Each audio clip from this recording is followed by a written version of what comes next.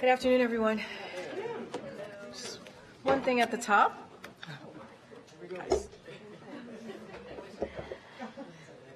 Does it sound like the voice of God? I don't know about that. I don't think people would say that. Okay, we'll try this again. Good afternoon, everybody. Good afternoon.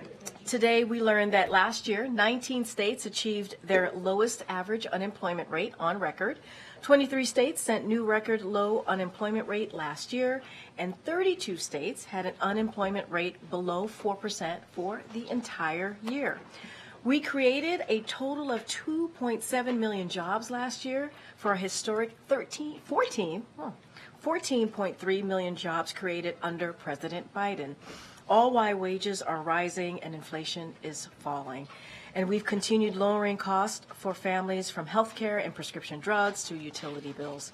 This is the heart of President Biden's strategy to grow the economy from the middle out and the bottom up. Now we're seeing consumer sentiment rise as more Americans feel the results of President Biden's economic plan. And with that, I said I was going to be real short. I am. Admiral John Kirby is here to give an update on the Middle East. I think as you saw yesterday, the militaries of the United States and United Kingdom, with support from Australia, Bahrain, Canada, and the Netherlands, all conducted an additional round of strikes against Houthi targets in Yemen. These self-defense strikes targeted missile systems and launchers, unmanned aerial and surface vessels, storage facilities, fighter aircraft, helicopters, and attack boats, all with the goal of further degrading the Houthis' ability to conduct further attacks on ships in the Red Sea.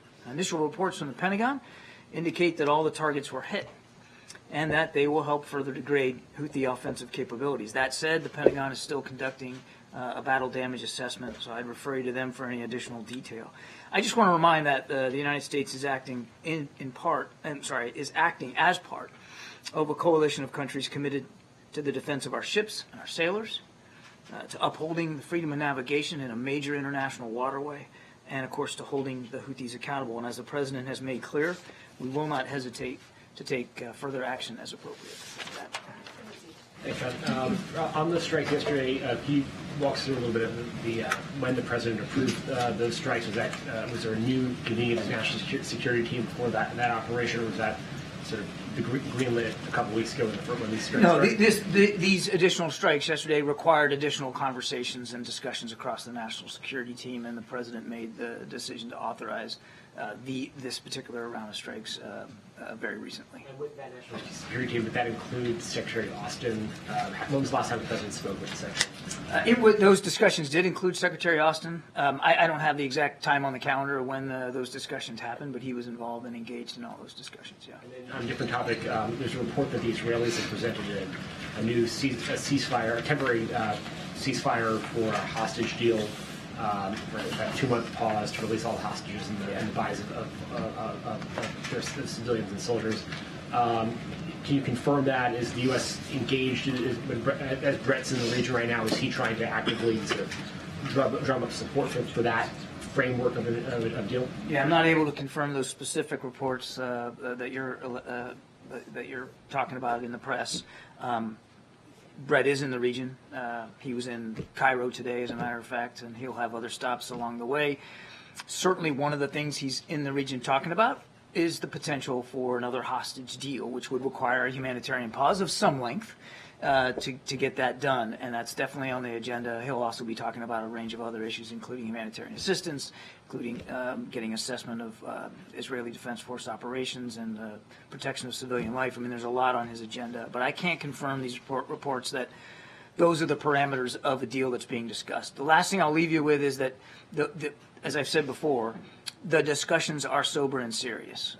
Again, I don't want to get ahead of where we are or give you I can't give you odds on if and when we'll be able to get there, but the conversations are very sober and serious about trying to get another hostage deal in place. Could you characterize, just where the holdup is? I mean, this seems to be a far more significant offer on the part of the Israelis, and you've seen from them the public messaging. Is Hamas the real holdup here? I don't know that it's time now to be talking about holdups. I mean, these are these are ongoing discussions. I wouldn't even classify them as negotiations quite at this point, but ongoing discussions with counterparts about what's in the realm of the possible here to get these hostages out, and how long would that last, the pause itself, and what would that mean for humanitarian aid. There's a lot of components here, and so I wouldn't describe it as us running up against some kind of obstacle here, or a stop, or a hard spot. We're just having these active conversations, and hopefully they'll bear fruit. Do you think that a pause of a really extended nature, whether it's 2 months or it's weeks, very different than what we saw in the earlier release of hostages, would that not only serve to be a pathway for hostages to come out, but also to change the overall nature of the fight and transition to a different character of or intensity of the conflict?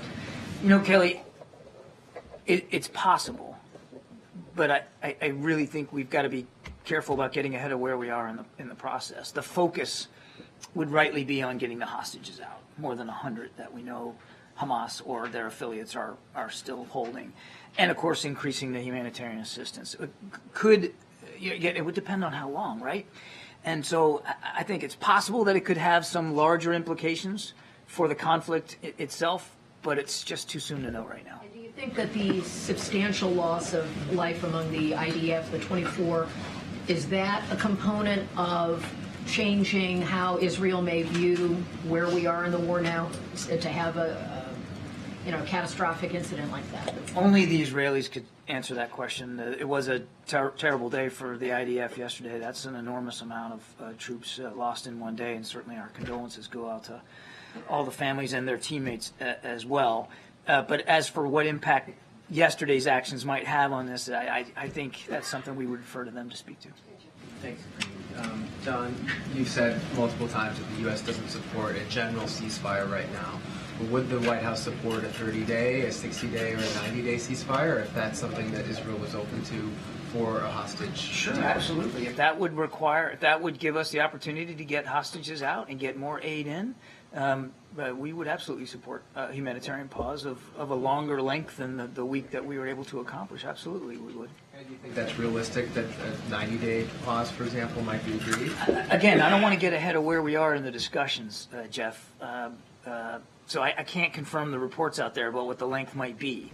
But we are in serious discussions about trying to get another pause in place. And just lastly, on Brett's trip, can you give us a sense of who else he plans to meet with and what his message is during this visit?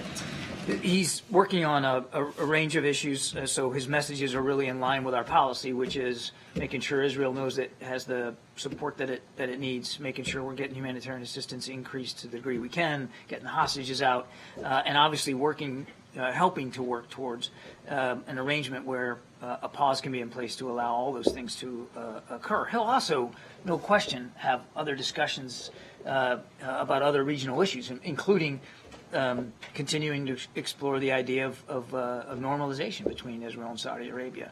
I don't have a readout of all his discussions that he's had. He's only just gotten in the region, I think, yesterday. So we'll see if we can get you a little bit more granularity on where he's going next and who he's going to be talking to. Thanks, Karine. There were Russian strikes on residential neighborhoods in Kyiv and Kharkiv. What does this say about Russia's strategy right now?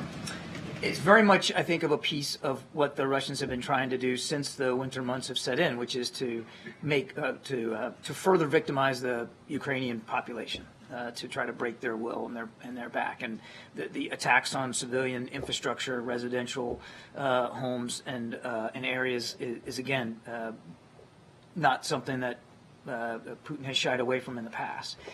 We don't see a lot of movement on the battlefront. From east to south. There's neither side's really making a lot of progress, and we're not seeing any major push by the Russians to some sort of ground offensive, and I'm not ruling out that they might not try to pursue that when the ground gets a little harder. But what they are doing are trying to overwhelm Ukrainian air defense systems, and those air defense systems have been pretty effective at knocking a lot of this stuff out of the sky. Things get through, obviously. They don't hit everything. But that's why it's so critical that we get this supplemental funding. Because as I said earlier, the Ukrainians are making some tough decisions on the battlefield about what they're going to shoot and what they're going to save for another day. And the Russians know that. So part of this is trying to break the back of the Ukrainian people, but also trying to force the Ukrainians to continue to use munitions in defense of themselves. Is the U.S. seeing evidence that Russia is increasingly targeting Ukrainian arms production sites? And if so, what does that mean? Yeah, actually, I'm glad you asked that question. They have, in fact, we have seen them start to go after more of Ukraine's defense industrial base. Again, all of a piece of wearing down the Ukrainians' ability to defend themselves over time, which again, it just underscores how important it is that we get this supplemental funding for Ukraine. Secretary Austin, I think, as you know, hosted yet another contact group today. We've got 50 some odd nations involved in here trying to contribute stuff to Ukraine, and they're all looking to us for leadership. They all want to know where we're going to be here, in a couple months. Thanks, John. Are the U.S. strikes on the Houthis aimed simply at degrading their capabilities, or also at interrupting the rate of resupply of material from Iran? And what has the U.S. observed about those resupply efforts? Are they slowing down? Are they speeding up? Two different efforts here. We already have in place and have been doing interdiction to try to stop the flow of munitions from Iran to Houthi-controlled Yemen. And as a matter of fact, that's how we tragically lost those 2 Navy SEALs. They were involved in an interdiction mission of that sort. The strikes that were taken are something separate and distinct, and it really is designed to disrupt and degrade Houthi offensive capabilities, to make it harder for them to continue these attacks. But are you seeing any efforts by the Iranians to pick up the pace of supplying the Houthis as they come under attack? I would just say we're watching this very, very closely. It's not Iranian support of the Houthis is nothing new. They have not only supplied things to them, but to Hamas and Hezbollah and other groups in the region. And I would just say we're monitoring that flow as closely as we can. I think that's as far as I'm going to be able to go today. And then can you give us an update on the effort to prevent a war with Hezbollah and Amos Hochstein's efforts in the region? We are involved diplomatically, not just with the Israelis, but with officials in Lebanon to see what we can do to keep that the conflict from widening and escalating there along that northern border with Israel. We still don't believe that it's in the interest of the Israeli people, certainly not in the interest of regional security for another front to be opened up. We have not seen, and I think this is important, I'll let Amos speak to his discussions. He has been a significant interlocutor in having these discussions. But we have not seen Hezbollah jump in with both feet and come to the aid of Hamas. There have been, I'm not going to obviously dismiss it, there has been rocket fire exchanged on both sides. We want to see those tensions de-escalate, but we have not seen Nasrallah give orders that they're going to go all in to help Hamas. As a matter of fact, take a look at it. And I know we're all talking about the Houthis, and I get all that, but there ain't a whole lot of people that are jumping in with 2 feet to help Hamas in this war that they started on the 7th of October. Thanks, John. I had one on the Middle East, but first I wanted to follow. Zeke asked about Secretary Austin. He had his first public appearance today from a very secure printer closet over at the Pentagon. I'm wondering if you have a sense of when we might see him in person, if that's been a conversation between the White House and the Pentagon about kind of getting him out. Getting him out? Yeah. I think, as I understand it, and you should check with my Defense Department colleagues, but I think he hosted that contact group from home, over Zoom, and he's done these virtually before. Getting 50 nations all together in the same place sometimes can be difficult. So this one was another virtual one, and I understand that he took it from home. I don't have anything on. I certainly wouldn't be in a position to speak to his schedule and when you might see him out more publicly. But I know that they're working through at the Defense Department, working through what his schedule will look like once he's able to get back to work in the Pentagon, and then how they build out his calendar. But that's really for them to speak to.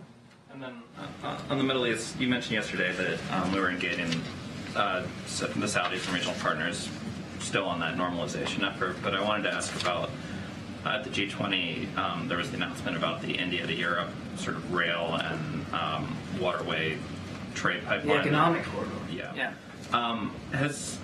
Has the conflict in Israel sort of put that either on the back burner or effectively killed that effort, or is that something that's still an active part of talk? The short answer is no, but look, that is a major rail corridor that actually we're calling an economic corridor, because while it's principally around a rail system, there would be all kinds of logistics and sustainment hubs along the way, and offer all kinds of opportunities for infrastructure improvement and employment opportunities. And that's a years long process. It's going to take a long time to get there. The president knows that.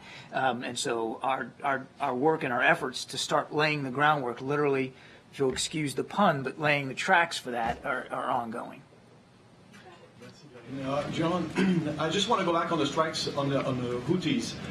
You listed a number of countries, allies involved in this, UK, Canada. How is this coordinated?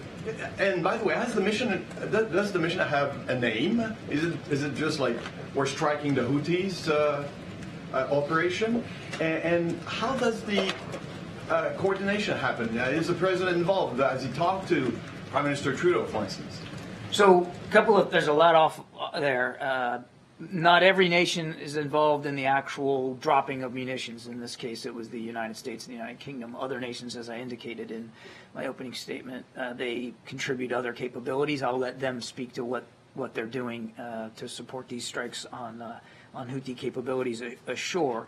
There is an awful lot of coordination done at various levels. I mean, the president spoke yesterday with Prime Minister Sunak, and obviously this was on the plate to talk about it, given that conversation took place in advance, a few hours in advance of the strikes that we actually took.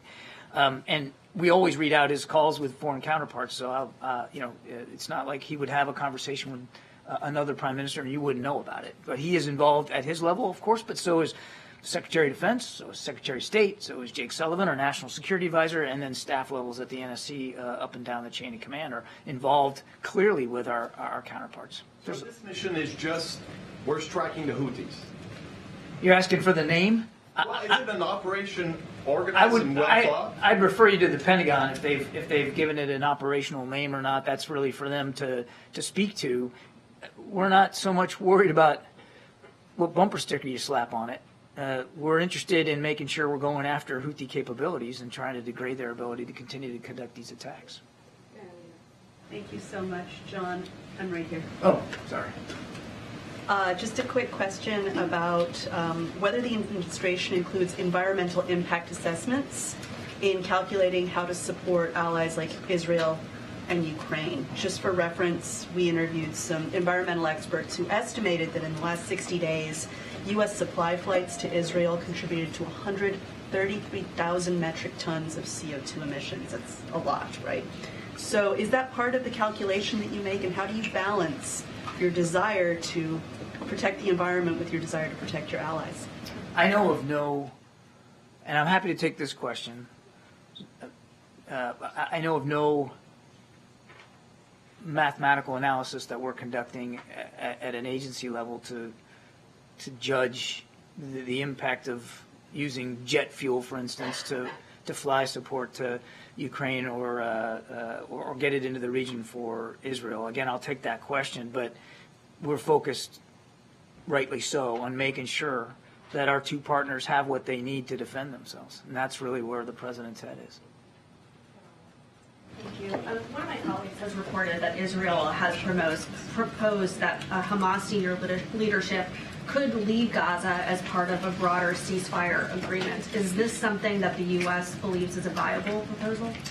We don't want to see Hamas in charge of Gaza anymore. They chose to violate the ceasefire that was in place, and we certainly agree with our Israeli counterparts that whatever the future of post-conflict Gaza looks like, it can't include Hamas leaders. Now, how that's actualized, I think I'd refer to the Israeli Defense Forces to speak to, and I understand where the question's going. I'm just not going to get ahead of discussions that we're having in the region about post-conflict Gaza and what that can look like and what a hostage deal with the parameters of that would look like. The last thing I'll say on this is we have been very consistent that whatever governance looks like in Gaza after this is over, it's got to be representative of the aspirations of the Palestinian people who are not represented by Hamas and who do not, the majority don't support what Hamas has put them through in visiting this kind of violence inside the Strip. So whatever it looks like, it's got to be representative of their aspirations. And we believe that a good place to start to get to that outcome is a revitalized Palestinian Authority. Senate Republican Whip John Thune told reporters today that he thinks that the Ukraine aid that the president proposed may need to be scaled back a bit, specifically when it comes to non-lethal assistance. Is this something that the White House would be open to, scaling back any portions of it? I won't negotiate in public here. The president's supplemental request that we put forward way back in October was thoughtful. It was carefully done and crafted. It was done in consultation with our Ukrainian partners about what they believed they were going to need in the early months of this year. And it came up to, I think, more than 60 million or something like that. I'm sorry, 60 billion. And we believe that that was an adequate request, and that's the request that we want considered. Thank you, John. Why are you guys making it easier for people to enter the country illegally? I don't believe we are. Why do you think we are? Well, you guys sued to cut razor wire that was put in place by Texas officials. So that the Border Patrol could actually do their jobs, but keep going. Well, you won in court, so now what? The Border Patrol Union president is saying the Supreme Court's decision is going to undoubtedly encourage more illegal immigration. Do you guys know better than the Border Patrol Union? The Border Patrol needed access, and that's why we sued to get rid of that razor wire, so that they could do their jobs.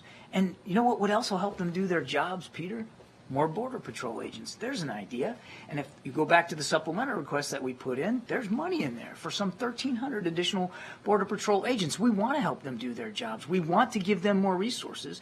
And the answer we keep getting back from House Republicans is no, no, no. Does razor wire work? Does razor wire work for what? Does it work for the Border Patrol to allow them to have the access they need to be able to better process people that are trying to get across the border? I don't think so, and that's why we asked for it to be removed. But what is the president's plan? This is happening just weeks after 300,000 people came into this country over the southern border illegally.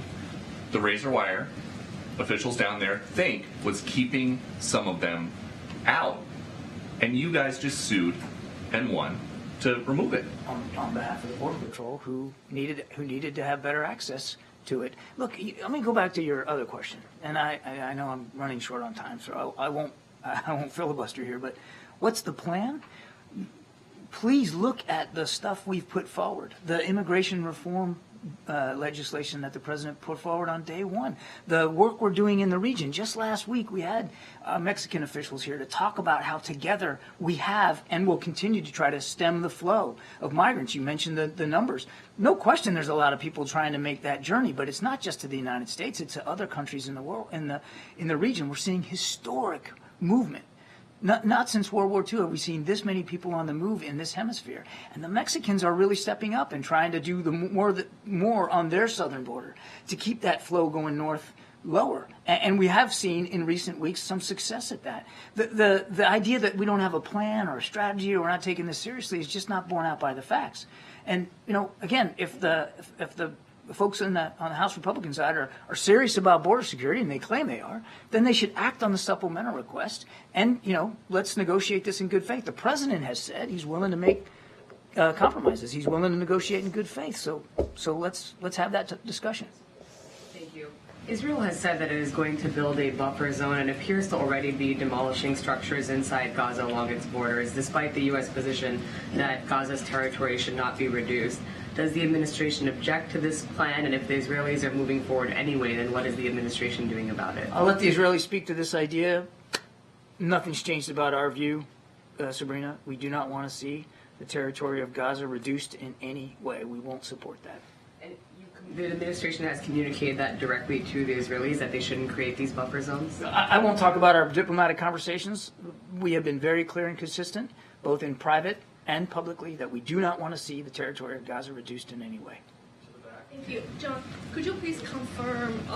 Could you please confirm if Russia has used more North Korean missiles in Ukraine after your 2 weeks ago announcement? What's your response to President Putin's visit in the near future to North Korea? Well, what's concerning to us is this increasing relationship, this deepening relationship between North Korea and Russia, because obviously Mr. Putin stands to benefit from it, as he not only gets ballistic missiles and using them for use in Ukraine, but also artillery shells. And he's using them to a fairly well as well. So we're watching this very, very closely, as we are North Korea's own pursuit of advanced military capabilities. And what concerns us is not just Mr. Putin's ability to benefit from this relationship, but Kim Jong-un's ability to benefit from this relationship and what that means for peace and security in the region. Thanks. Staying on North Korea, there's been a number of reports recently about that there have been signs that Kim Jong-un is preparing for some kind of attack or even preparing for war. Have you seen any indication of a change in posture from North Korea? Is there any concerns that you have about that? I want to be careful here. I don't get into intelligence assessments, but we're watching this very, very closely. And I would just tell you that we remain confident that the defensive posture that we're maintaining on the peninsula is appropriate to the risk. On the Houthis, back to the Houthis. So Treasury issued a general license allowing the Houthis to profit from oil sales. Why designate or redesignate them a special terrorist group if you're going to allow them to make profits off of oil sales within the country? It doesn't. You're talking about General License number 25, which is designed to allow for the import of some petroleum products such as cooking oil, so that the Yemeni people aren't suffering and they can eat. It does not allow, and I'm happy to get you the exact language, Ed, but it does not allow for the transfer or the export for profit of Yemeni petroleum products. They are not going to be allowed to profit off of this. There are 5 licenses in general, or in total. One of them also allows them to get payments for goods going through the ports, as well as fees from people leaving airports. Again, it's a question of allowing revenue to do their operations. I'm happy to refer you to Treasury for more detail. My understanding of that license as well is it will not allow them to profit. A senior administration official told Politico that one aspect of your plan to stop the Houthis is to have China pressure them to stop. Does the administration have any indication that China has sway with the Houthis and any interest in applying such pressure? China has influence over Tehran. They have influence in Iran. And they have the ability to have conversations with Iranian leaders that we can't. And so what we've said repeatedly is we would welcome a constructive role by China, using the influence and the access that we know they have to try to help stem the flow of weapons and munitions to the Houthis. Thank you. You mentioned earlier the meeting with Mexican officials that was last week to talk about migration. Can you talk through what some of the next steps are after that meeting and whether U.S. officials are going to meet with them again in the coming weeks? I don't have another meeting on the schedule right now to speak to or to announce. I have every expectation that there will be additional conversations at various levels of the staff. We're focused on root causes of this migration and helping try to, with our Mexican counterparts, alleviate some of those root causes. There's lots of reasons why people are on the move, depending on where they're coming from. We're also working closely, as I mentioned to Peter, with the Mexican officials about what they might need to help as they deal with pressure at their southern border. And they have taken some action. They put more soldiers down there. They are doing more work at railheads and bus routes to try to stem the flow. And so we're going to keep having those kinds of conversations with them. What they might need, are you talking about support from the U.S. to stem the flow at their southern border? Support from the U.S., support from in the region. I mean, again, we're trying to take a true regional approach on this. Thank you. Thank you. As Turkish parliament is appearing to move on Sweden's NATO accession, the Hungary's prime minister is suggesting that it's still up for negotiation. He invited his Swedish counterpart for negotiation on NATO's accession. Do you see this as still up for negotiation? And relatedly, the Polish prime minister suggested that Hungary is quietly working with Russia and betraying Europe. Is that your assessment as well? First of all, we understand that the Turkish parliament may be taking up this decision today. Obviously, we'll watch this very closely. As the president has said, Sweden is more than ready to become a NATO ally, and we certainly look forward to their accession into the alliance, but I'm not going to get ahead of the Turkish parliament. Obviously, these are discussions and a vote that they have to hold. I can't speak for what the Hungarian government is doing or about to do. They have indicated in the past that they certainly won't be the holdup here, that they won't be the last to accede. They're also, I'm sure, watching what's going on in Turkey very closely as well. But look, it's time for Sweden to become a NATO ally. They have a modern, advanced military, one that we're very comfortable with, and they'll add real, significant military capabilities to the alliance. Thank you. John, two questions on two unrelated subjects. The first, a federal court in California this week is scheduled to hear arguments in a lawsuit from civil and human rights advocates that is seeking a court order to prevent the U.S. from providing any more aid to Israel. Aside from what the Justice Department has argued in court papers, does the White House have any reaction to the lawsuit? We won't speak to an individual lawsuit. That wouldn't be prudent. I will just tell you that nothing's changed about the president's strong view that we've got to continue to make sure Israel has what it needs to defend itself. And then second question, if the state government of Texas, specifically the governor, is using National Guard personnel to impede the law enforcement efforts of federal authorities, why is the president hesitant to simply federalize the Texas Guard and order them to cease and desist rather than going to the courts and having to wait for the court process to play out? I don't have any pending decision by the president as commander-in-chief to federalize the Texas National Guard. I mean, obviously as commander-in-chief he has that option, but I'm not going to get ahead of any decision space that the president might be in. Believe that it's a proper function of the Guard under state authority to be used to frustrate federal authority? They have a chain of command under the governor, and we respect that chain of command. We can disagree on the use of the National Guard and other even state assets for the way that Governor Abbott is treating that border. We certainly disagree from a policy perspective, but legally he is by authority the state commander-in-chief of the National Guard. It doesn't mean we have to agree with every which way they're used, and I won't get ahead of the president's decision space again one way or the other. Thank you. Thank you so much. Thank you. Thanks, Admiral. All right, Zeke, set us. Yes, thanks, Karine. Has the president been briefed on that shooting in Joliet, Illinois, and the subsequent manhunt there?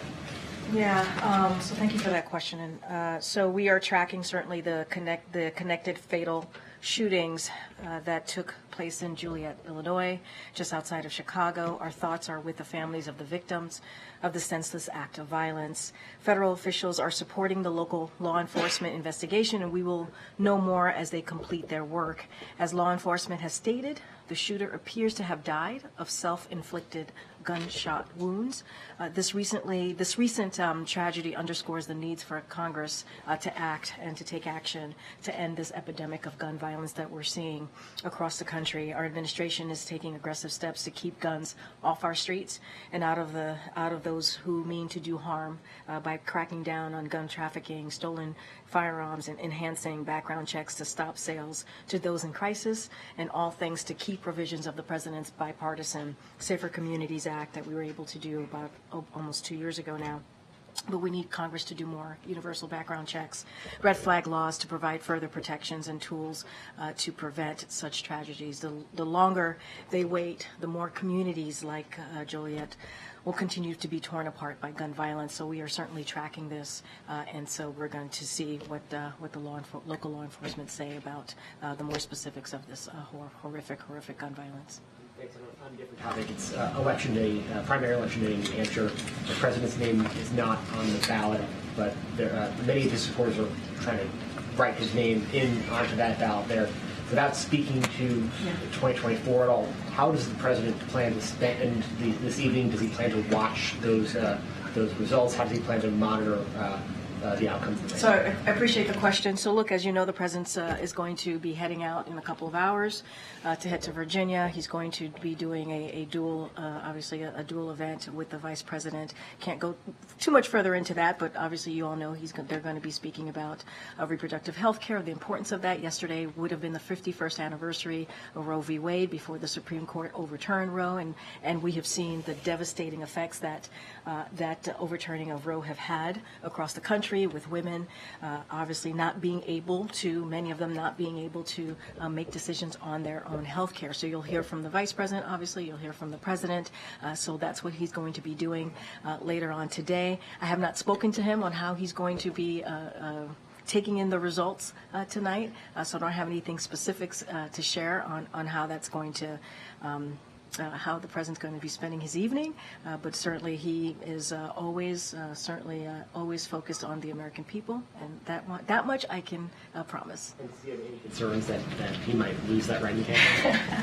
I think the president's concern right now is making sure that we continue to deliver for the American people. That's his focus. I'm going to try a couple on the border negotiations. Oh, sure. Now that it seems there's a semblance of optimism on the Hill, this is inching We've always closer. been optimistic. No, on the Hill. On the Hill. Okay. A semblance, though. That it's inching closer to the finish line. Has the president spoken to negotiators this week? Will he meet with any of the Senate leaders on this to get it across the finish line?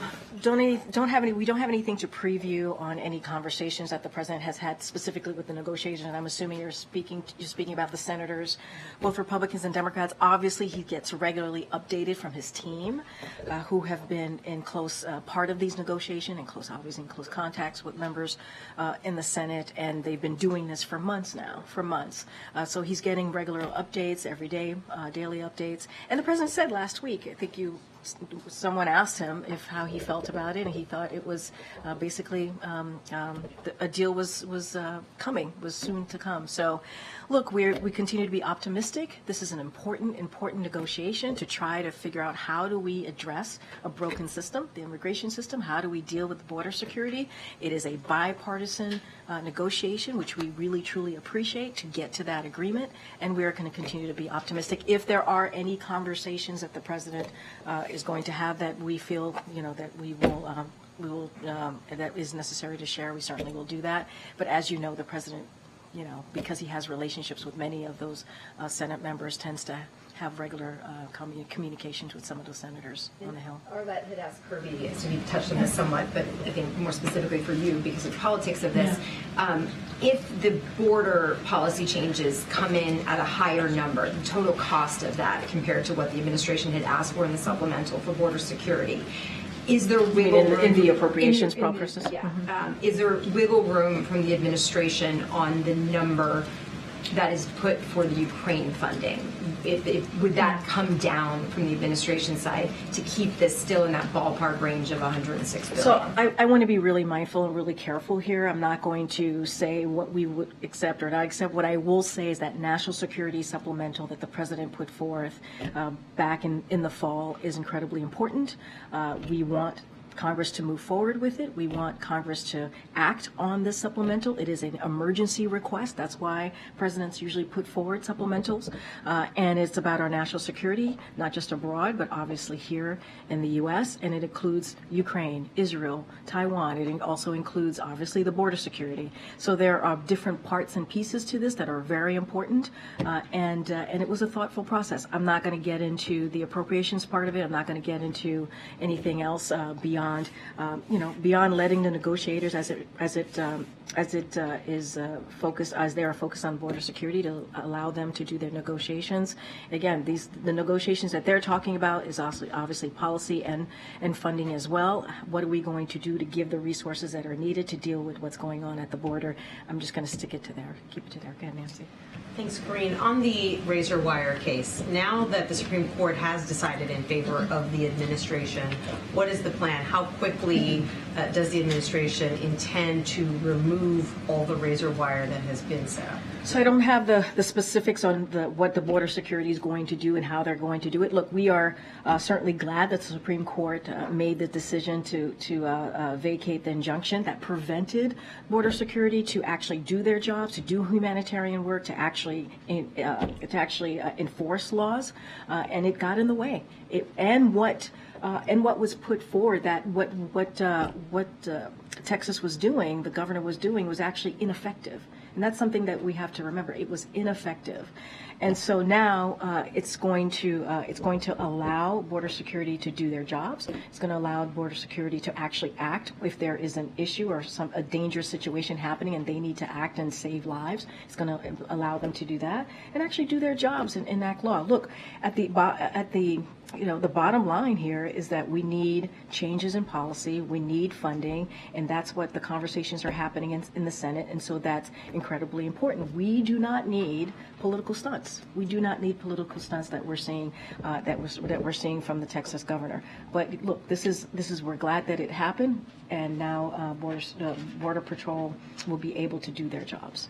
My colleague who is down at the border has new video of the Texas National Guard setting up razor wire right now, today, even in the wake of this decision. How does the administration plan to deal with that without getting into some kind of direct conflict with the Texas National Guard? So what was decided on was the ability for the Border Patrol agents to cut through the wire, right? The kind of the initial reason, as the wires being laid out there, that still has to go to the Fifth Circuit, right? They still have to go through that process. Maybe it goes to the Supreme Court. I'm going to be careful and not talk about that legal process. But what we know that we are able to do, that the Border Patrol is able to do, is cut through the border wire so they can actually do their jobs. There's a whole nother process that has to go through the legal system, so we're going to let DOJ and others continue that process. But now Border Patrol has the ability to do their jobs because now they can cut through the wire. You started the briefing talking about some of these positive economic indicators and how the mood of consumers is changing as you're seeing some of these positive signs of the economy, but so far it really hasn't changed in their perception of how President Biden has contributed to this and helped them. Are there discussions about different ways that you can try to communicate this message, given the fact that so far it just hasn't sunk in with the American psyche that Biden should be getting credit, in your belief? I mean, look, we're going to just continue to have the conversation. We're going to continue to have the president speak directly to the American people. You saw him do that in many different ways in the past 2 weeks, where he's been able to address Americans at their home, right? Where he's been able to go to a business and talk to folks at a business. And so, look, we're going to try. Obviously, we're always trying to find ways to communicate with folks on the ground, and we understand. Look, polls don't vote; people vote. That's really important to remember as well. But I think the data still matters. The fact that consumer sentiment is high in a way that we hadn't seen it in some time, right? The numbers show that, and the fact that the economy is indeed stronger than it was since the president walked into this administration. He's been able to create more than 14 million jobs. All of that matters. We're going to do our job. We're going to continue to have those conversations with the American people, and you'll see that. And you'll see continue. The president's been doing that for the last 3 years, and he's not going to stop. And we're going to make sure that the American people hear directly from him as often as we can. And is the president frustrated that Americans are feeling better about the economy, but they're not feeling better about his role? I think what the president is proud to see is that the data is showing that consumer confidence is up, is that we're able to see gas prices under $3 in more than in 27 states. That's important. That's what the president is happy to see. The president is happy to see that we've created more than 14 million jobs. That's what we're going to continue to work on, an economy that makes sure that we build it from the bottom up, middle out. And let's not forget, we're going to continue to lower costs for the American people. And so as long as we do that, as long as we do our job, the president does his job, then that's what matters. Thank you so much. So you said at the beginning of the briefing that 19 states have experienced the lowest unemployment rate on record. What do they have in common? Are they geographically clustered in one area, and to what do you attribute this? Oh, that's a good question. I don't have specifically which 19 states. Certainly, we can get that number. It's in the data, so it's in the state unemployment data, so you can actually pull it directly from there. I think we attribute that to the president's plans and policies and what he's been able to do for the past 3 years, right? Whether it's legislation, historic piece of legislation, whether it's the bipartisan infrastructure act, or whether it is the CHIPS and Science Act. I mean, there are multiple, we believe multiple reasons, multiple policy changes that the president has been able to do to get the economy going. And we see that in the data. And so we believe that what the president has done is working. Now we have more work to do in lowering costs, and we'll continue to do that. But certainly, this is the president and this administration's work at hand, along with some of the work that we've been able to do with Congress. Thanks, Karine. The president, you alluded to, speaking about abortion at the event tonight in Virginia. He has often said he would like Congress to codify Roe. Are there talks between the White House and legislators in Congress about doing that? I know they don't have the votes for it, but is there a effort right now to prepare for that underway? So I can't speak of a conversation specifically on that we've had with legislators. We talk to legislators on an array of issues and certainly different agendas. I know that legislators in Congress have tried to introduce pieces of legislation to codify, to do just that, to codify Roe. And so, look, here's where we are. Majority of Americans want to make sure that their rights are protected, that their freedoms are protected. That's where majority of Americans are. They want to make sure that women have the right, the ability to make decisions on their reproductive health care. That is something that we know. And Republicans do not stand with majority of Americans. You have about, I believe, 3 national bans that were introduced by congressional Republicans. And so that is a problem. And so we have to be very clear. This is why the president, the vice president, and his entire administration is going to continue to speak loud and clear and stand on the side of majority of Americans. And so until we have Republicans that are willing to stand with majority of Americans on this and do something and make sure that our freedoms and rights, women's freedoms and rights, are protected, then we're not going to be able to make this happen. But it doesn't mean that the president's not going to continue to call on that. And so that's what we want to see. In order to truly deal with this issue, we have to see legislation in Congress, and that is just the facts. And is that the message that he wants to get across tonight? And apropos tonight, is there a reason that this rally or this event was scheduled on the same day as the New Hampshire primary? Where I would refer you to the scheduling of this political rally to the campaign, so I'm not going to speak to that, and I'm not going to get ahead of what the president's going to say. You'll hear from him directly tonight. But look, you heard from the president yesterday during his task force, his 4th task force on this particular issue, reproductive health care. Yesterday he spoke to the importance of making sure that we stand with majority of Americans. You saw the vice president in Wisconsin speaking to the issue. We were very clear on where this administration stands. We stand with majority of Americans on this. Maybe the 6th row?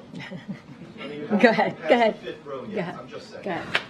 Thank you for keeping track, but I believe there's a gentleman that I called on that's sitting in your row. Thank you. Oh, thanks, James. I appreciate that. Thanks, Karine. Does the White House support the possibility of limiting immigration parole that seems to be now at the center of Senate negotiations? I'm not going to speak to the specifics of the negotiation process, what's being discussed, the policy discussions, or even the funding component of the discussions. Just not going to do that from here. Can't negotiate from the podium because we want to make sure that they have, negotiators have the freedom to have a good faith conversation. I'm just not going to inject myself from here. Another topic, Venezuelan President Maduro is accusing the U.S. of plotting to kill him, specifically the CIA and the DEA. Has the White House seen these accusations, and how do you respond to them? I mean, I've not seen those accusations. Obviously, sounds a bit, well, not even a bit. It's just not factual. I'm just going to leave that there. All right, I'm trying to call some people I haven't called on. Go ahead, in the back. Go ahead. I know. No, go ahead. This young lady. Go ahead. No, I know. Thanks for the help, but I got it. Go ahead. Thank you. So, no. Sorry, me? Yeah. Same with Karine. We're sort of seeing a lot of House Republicans push back on the Supreme Court ruling, sort of encouraging the Texas governor to ignore it.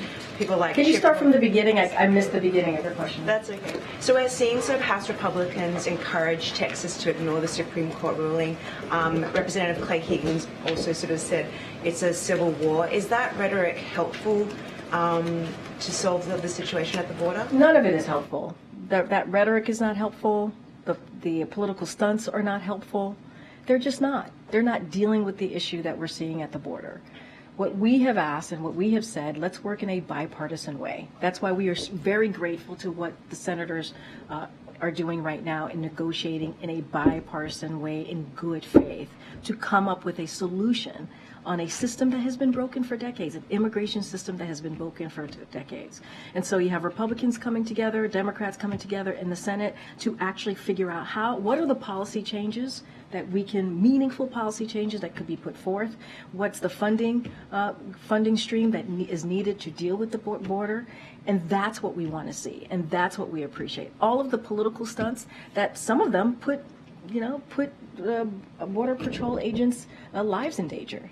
It puts migrants' lives in danger. That's not helpful. That is not helpful at all. Go ahead, Courtney. Thank you. Will President Biden renominate Todd Edelman for a seat on the U.S. District Court for the District of Columbia? There was reporting that that's not going to happen. So I'm not going to get ahead of the president's nomination process, so just don't have anything to preview. I'm just not going to get ahead of the process at this time. Good, sir. So, knowing that there's bipartisan negotiations happening in the Senate right now when it comes to the supplemental, obviously House Republicans are not involved. We do know Speaker Johnson was obviously here at the White House meeting with President Biden. Is the White House or President Biden, any administration officials, speaking directly with House Republicans about this, knowing that they're basically saying that it's dead on arrival, whatever comes out of the Senate? Well, look, the president spoke to this last week a little bit, too. He said, he called out, he said to House Republicans, do you really want to actually fix this problem?